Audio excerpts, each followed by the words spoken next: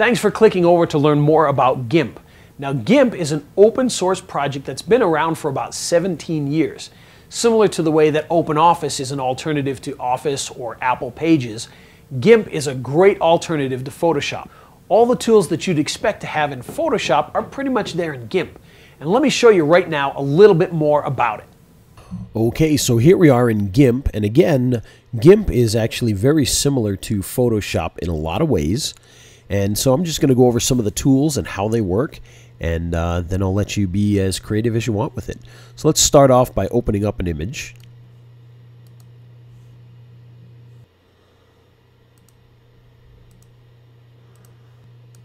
Okay, so in this case, I've opened up a certificate of guarantee, which is included in the free graphics pack. Now, a couple of things to note. If you were using Photoshop, then all of this text here would be editable text. So you'd literally be able to just click on the text and make your changes.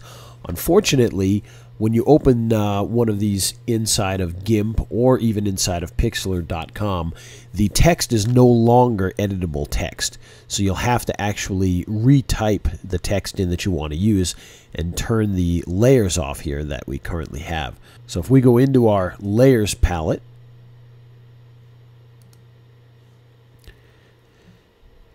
we can see we can turn on and off some of these different things here. And what we'll have to do, because these are not editable, we'll have to turn off the text here and actually retype the text ourselves.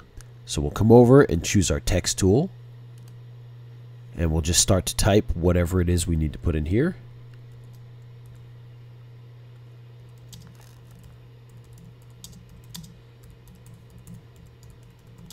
Okay, so once we have our text typed in, we can just move this around with the Move tool. And of course, you can format this in any way you want and change your fonts. But this allows you to quickly use the graphics for the rather nice looking certificates without having to create it from scratch. So again, you won't be able to edit the text directly, but you'll still be able to use the design and just retype the text yourself. So now let's take a look at some of the tools that are built into Gimp. And for that, I'm going to open up another image here.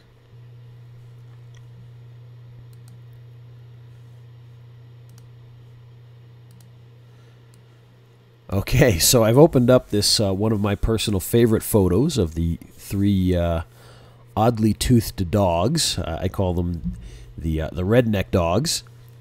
And what we're going to do is we're going to show you some of the tools and how they work. So let's start off right at the top here with our square selection tool, or rectangle selection tool. So what this does is it allows you to select portions of the image that you can then perform other editing tools to. So for instance, if we wanted to, for whatever reason, add a filter to just that area, like for instance, let's say a blur, you could do that. And when we're done, it's going to blur just inside that box there. So that's what the rectangle selection tool does, and the oval selection tool does the same thing, just in an oval shape. The lasso, same thing, except you can draw your own shape in whatever way you want there. And next we have the magic wand tool, which will choose based upon color a certain area. So if we wanted to choose the dog's ear, we click on that and it'll get the ear. Now you'll notice that it didn't get the whole ear, and that's adjustable so that you can make it stronger or weaker. But if you hold the Shift key down and click on areas next to it, it'll start to grab a little bit more of the ear, and now you can see we're getting beyond the ear. But you get the idea. It just allows you to choose something of the same color. So the body here, etc. Okay. The next tool we're going to talk about is the Select by Color tool, where you can select regions with similar colors. So if we click on that tool there, you can see that it's going to choose everything in the whole image that's similar to that color. We grab the grass here. It's going to grab all the green in the trees and the grass, etc. Okay. The next tool is the Scissors Select tool. And you can see right on there it says Select Shapes using Intelligent Edge Fitting. So we'll choose that. And what this does is it actually will find edges. So if we wanted to cut out the dog, we can kind of just do a connect the dots around the dog. And you'll see when we do so, it kind of creates a line around where it believes the edges of the dog. Without having to get super detailed ourselves, it'll do the work for us. And it'll find those lines, and you'll be able to cut just the dog out of the image in the end, hopefully. And of course, the smaller you go with your dots, the more accurate it'll be. And the larger you go with your spacing of the dots, the more likely it's going to make some sort of a mistake along the way. But you can judge that yourself. Get back to the original dot and close it, and you'll see it creates a mask around the entire dog. So just an easy way to quickly be able to grab an image. Okay, the next tool is the Paths tool, where you can create and edit paths. Now this is kind of similar to our Scissors Select tool in that you can go around an object, but this gives you a little bit more control. So again, we're going to play Connect the Dots. But as you can see, it's not going to auto. So if I put this here, see, it's going to go wherever we tell it to, not going to try and auto capture the edge. You can see it's a straight line there. And what we want to do is, as we're doing this, is get the edge here, and if we drag, it allows us to create a Bezier curve so we can get around objects more precisely. So we can do this and just get around and drag it out so it makes these nice curves around all the objects. It's just a little more precision than using the other tool.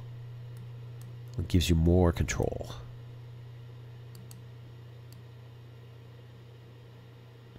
Okay, and of course once we reach the top again, which we'll just quickly do here, close it off, and there you go. You now got your mask around the dog. Okay, so the next tool we're going to talk about is the Color Picker tool. You can set your colors from the pixel images. So we're going to select this. Some people call this the eyedropper, because that's literally what you're doing, is using an eyedropper to grab something. So if we wanted to grab, let's say we really like this green here, and we want to bring that out. So we'd select that, and you can see our color tool here now has green, and if we flop that around, now we could choose the dog color here. Let's go with this nice reddish looking. So now you've picked your two colors here based off of the image itself. And what this does is, if we wanted to add text to this, we could do so using the green color, and it will just match what we already have. A little tough to read there, but the idea is that it just allows you to keep using the same colors that are already in the image for your other elements. Okay, the next tool is a nice easy one. This is the Zoom tool, which I'm sure you're all familiar with. It just allows you to zoom in on areas. If you hit the Command key on a Mac or the Control key on a Windows, it'll reverse that. Okay, the next tool is a measuring tool. Now this is something that's not going to have a lot of use for most people, but what it basically does is it allows you to measure from one point to another. The Move tool is the basic move things around tool, so you can see we can just move things around. Just like that. Okay, now we've got the Alignment tool. This allows you to align layers and other objects. Now we don't have other objects in this particular one, but if you were doing a design where you had, let's say, bullet points, this would allow you to align the bullet points all in a row. Very useful tool. Okay, the next tool is the Crop tool, and this allows you to remove edges. So if we were to grab the dog here, you can see it crops it down. And if you hit the Return key, now your image is just that dog. You can see it centers it there. Okay, the next tool that we're going to talk about is the Rotate tool, which is exactly what it sounds like. If you click on your image, it allows you to rotate that image just like so. Okay, we'll just cancel out of that. The next one is the Transform tool, or the Scale tool, and this allows you to shrink your image or grow your image. And when you're done, you just hit the Scale button. In this case, we're going to hit Cancel though. Okay, the next thing that we have is the Shear tool. Now the share tool allows you to kind of distort the image a little bit. So if we were to grab this image here, you'll see that it just kind of shears it into a perspective shape there. And again, when you're done, hit shear or cancel to get back. Okay, now we have the perspective tool, which was basically going to move things kind of in a 3D style space. Just allows you to have 3D spacing on that. Again, we're going to hit cancel. Okay, next is the flip tool, which is exactly what it sounds like. It just flips and flops your image. Now we have the cage transform tool. Now what this does is it allows you to create a cage and distort your image. Just like so. Kind of useless in our dog picture, but you get the idea. In some cases, this might be useful if you had an object by itself in the center of the screen that you wanted to mess around with. This allows you to do so, allows you to warp the image. Okay, the next is the type tool, which is exactly what it sounds like. It just allows you to type in your text. And of course you have options here. You can choose your fonts. So let's say we wanted to use a Helvetica. Can do that. Oh, let's go with my favorite, the Helvetica New Bold Condensed. I like that one. And of course you can change your size here.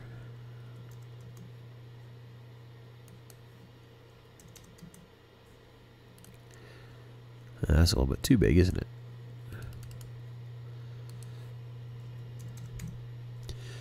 Just gives you lots of different options for your text. You can highlight it and you can underline it, you can italicize it, bold it if you want. Typical text tool. So let's cancel out of that.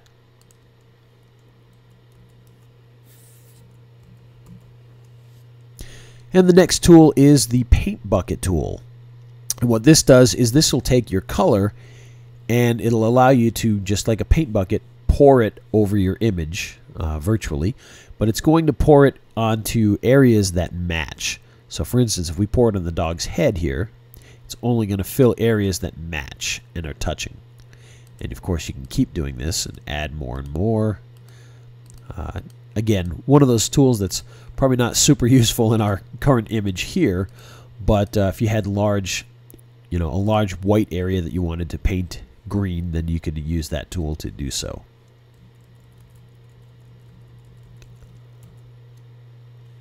The next tool is the ramp tool, or the blend tool, and this allows you to fill an area with a blend of colors. What we have here is green to red, which I'm sure will look very lovely. But it just allows you to create, this is good for creating backgrounds, you know, gray to blue, black to white, things like that. Just makes nice gradient fills. Pencil tool is exactly what it sounds like. It allows you to just draw like a pencil, in this case a very thick pencil, but you can see what it does is it's kind of a hard-edged drawing tool versus the paintbrush, which is soft-edged. And if you look at your tool options down here, you can make it the paintbrush tool different shapes. So we could do a star, which is kind of odd, but you get the idea. It just allows you to paint stars on here. Or different shapes for different texture type drawing tools. Just a lot of different options for the paint tool here. Little sparkly suns, that's kind of cool. But you get the idea. It just allows you to use a paintbrush on your image. Okay, the next tool is the eraser tool, which is exactly, once again, like it sounds. It allows you to erase things down. Our background is red, so we're just erasing what we have here,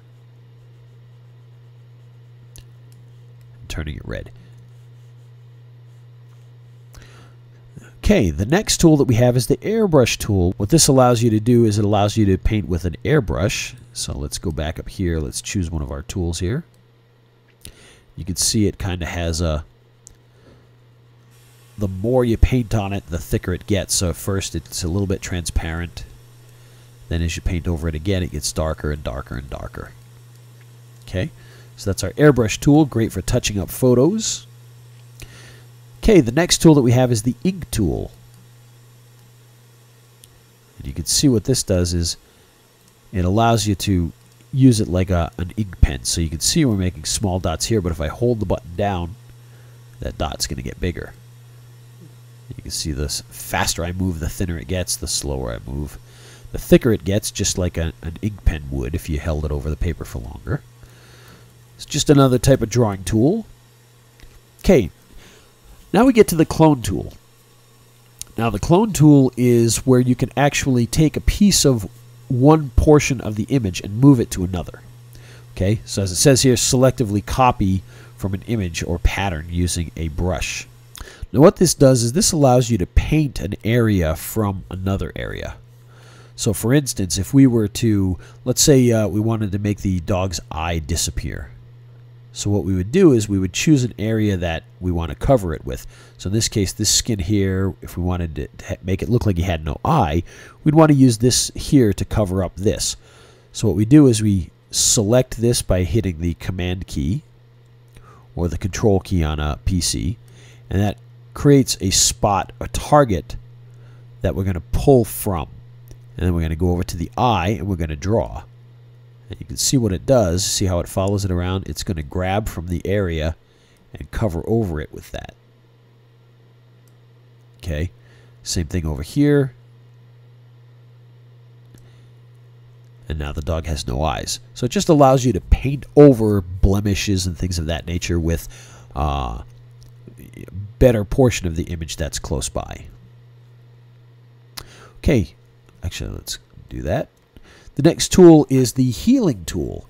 Now what this does is this allows you to fix an area in a slightly different way. And what the healing tool does is it fixes those irregularities just like we did with the other one. So once again, we can choose a target and paint around with that target.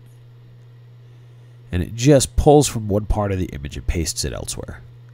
Again, this is great if you've got you know, a spot on somebody's shirt or a blemish on their skin, something like that. So let's undo that.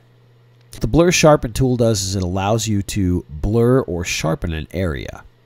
So if we wanted to blur out this eye a little bit, it just allows you to continually add a blur onto whatever image you're painting there.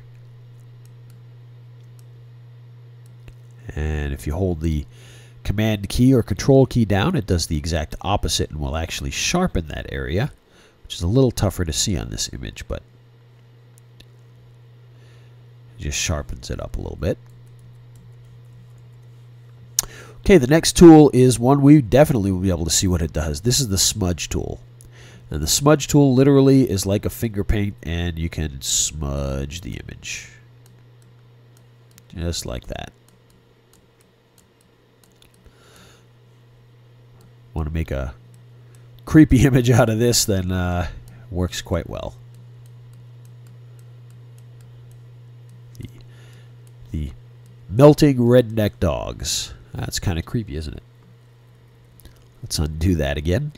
Okay, and the last tool that we have here is the dodge and burn tool. Now the dodge and burn tool, what these do is these paint with, for lack of a better term, they paint with light. Okay, they lighten and darken an area based upon the paintbrush tool. So, for instance, if we were to, boop, you can see that it lightens up that area. And in the exact opposite, if we hold the Command or the Control key, you'll see that it will darken the area. So if we wanted to darken around the dog's eye here, we could do that. Give them a new spot. And so that's the burn and dodge tool, which can be very useful in a lot of situations just to brighten up certain spots. Okay, so those are your tools in your toolbox. Now let's take a quick look at some of the filters and other things that we have in here. Okay, so you can see across the top we've got File, Edit, Select, View, Image, Layer, Colors, Tools, Filters, Windows, and Help. Windows is pretty obvious.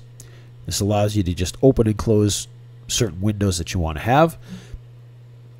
Filters. Filters is the fun one. This allows you to add all sorts of cool effects. For instance, if we wanted to add artistic touches such as cartoon, we could do that.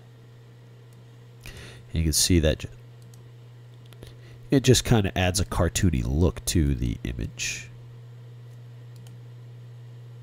Okay. And so all of your effects like that, this is something you just want to play around with and kind of, you know, figure out what's here and have some fun with it. You can do all sorts of cool things.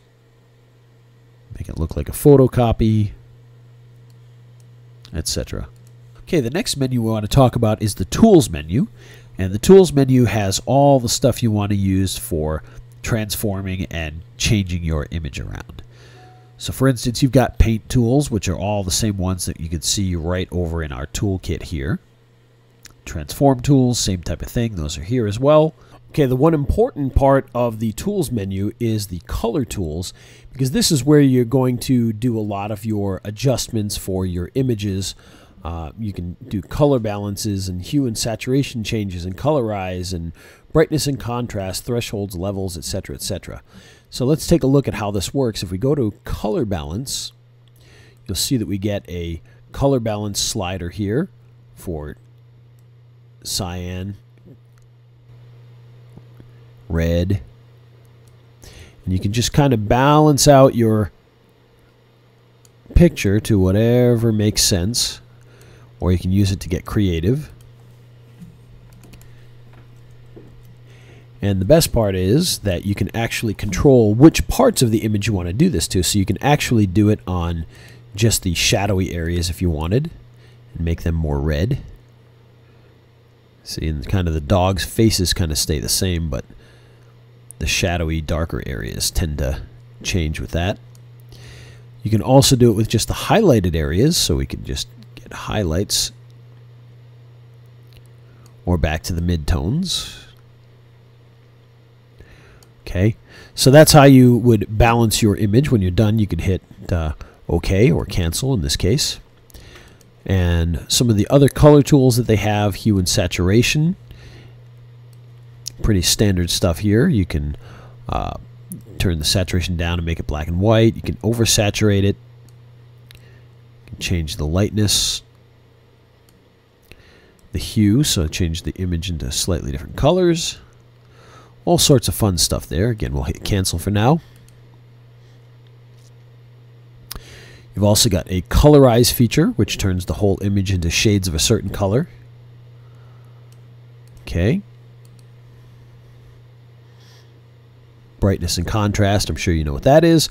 Threshold. Okay.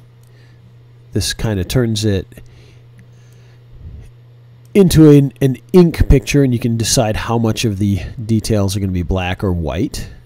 Okay, we've also got our levels, which allows us to control the brightness and darkness based upon different areas of the image.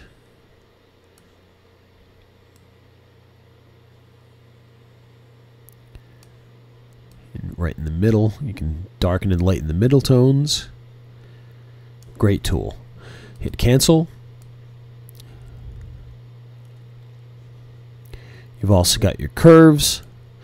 Now the curves are fairly similar to the color balance tools that we have here, except it works on a curve. And so you can actually grab pieces of this and adjust based off of that. Okay. You can also choose, let's reset that. You can also choose the values, so you can do this with just reds. And bump and lower your reds. Okay. Same thing with blue and green. Go this way, it's going to turn it purpley. This way, it's going to turn it green. And that's what. And with curves, you can actually add more than one section to this, so you can adjust it based on different parts of the image to get some really funky color schemes going on here. Get really weird. And of course, we're going to hit cancel because that's crazy. And then next, we have the posterize tool, which essentially cuts your colors down and turns them into blocky areas of color. just like a poster. You can decide how much detail and how little detail you'd like to go with. You can see the more we slide it, the more limited the color choices are until you get into this real funky look here. Okay, the next tool in here is the desaturate tool, and again that just removes saturation. You can do that by luminosity, average, or lightness, and it just turns it into a gray image. Okay, the next menu item you have here is colors. Now you'll notice you've got the exact same things right here again, and so that's all the same stuff that you found in the color tools here. Okay, now down here we've got a few other things. You can invert your colors, make them negatives. You can do a value invert.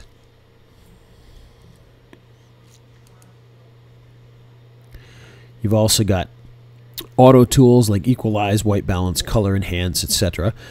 This image here is probably already color balanced. It's probably not going to do much right now, but if your image is a little bit off, the auto tools are going to just help you to balance that out. Let's see what it does here. You can see it changed it a little bit.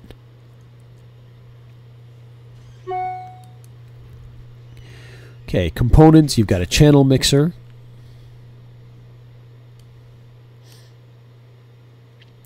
And this allows you to adjust your colors based off of the different channels. You can also turn it monochrome. You can preserve your luminosity, and it just allows you to adjust your colors on there. So we'll cancel on that for the moment.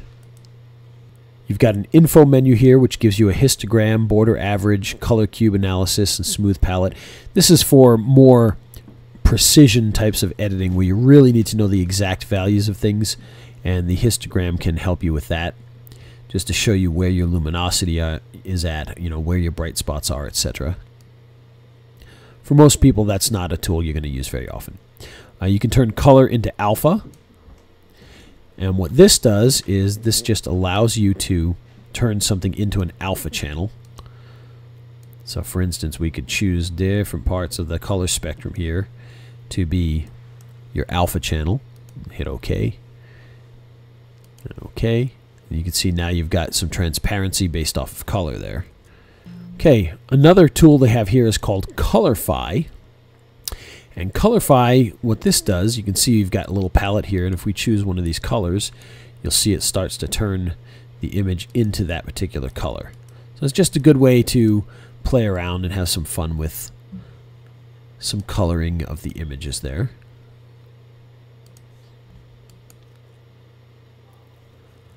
We've also got a filter pack here. Now what a filter pack is it's supposed to represent filters that you would put onto a camera. And you can mess around with some of this if you'd like. Change the hue. So again, this is very similar to having filters on the lens of your camera. It just allows you to make adjustments based off of that. And when you're done, you can hit OK. We're going to hit cancel though. Hot. This allows you to make sure that your colors are going to work well in different situations. In this case, for television. For television, they have limited color ranges that you can use. So this allows you to make sure that your image falls within those ranges, both for luminosity and color. And you can see you can reduce luminance, you can reduce saturation for NTSC, or you can blacken. And that'll just make sure that you're safe for television use. Maximum RGB. Again, this is just the just a fun tool to maximize some of the color uses here. Retinex. What this does is this actually allows you to enhance your image, and you can see by adjusting the sliders here that it's changes the look of the colors and the dynamic ranges of those colors. You can see it starts to get kind of dull there, and it gets way too crazy over there. And you can change the scale of that as well. So just a way to enhance your image. So all of these color tools are things that are just going to help you out in making sure that your image looks as best it can. Aberration, this is kind of like when you've got a video camera that's not super high quality, you get these weird little aberrations here, and this just mimics that for you. Okay, the next menu we're going to talk about is the Layers menu, and this is just what it sounds like. This is your menu for creating layers in your image. As you can see over here, we've only got one layer, which is the dogs. However, if we were to add text to this,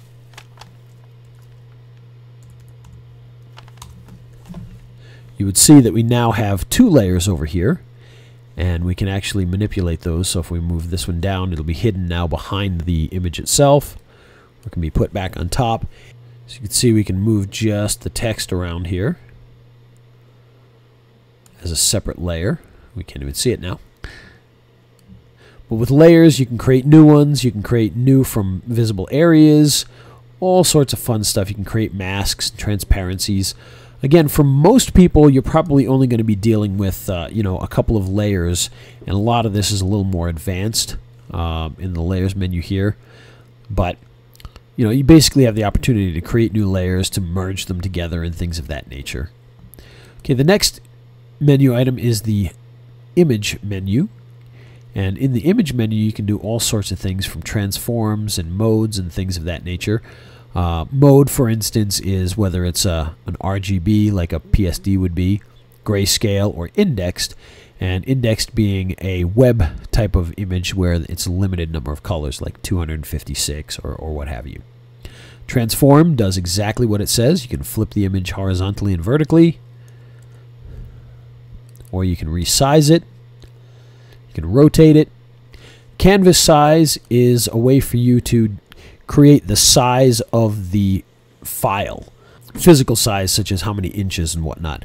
And this can be made any size you want without affecting the image. So if we were to double this to 1200 and hit resize,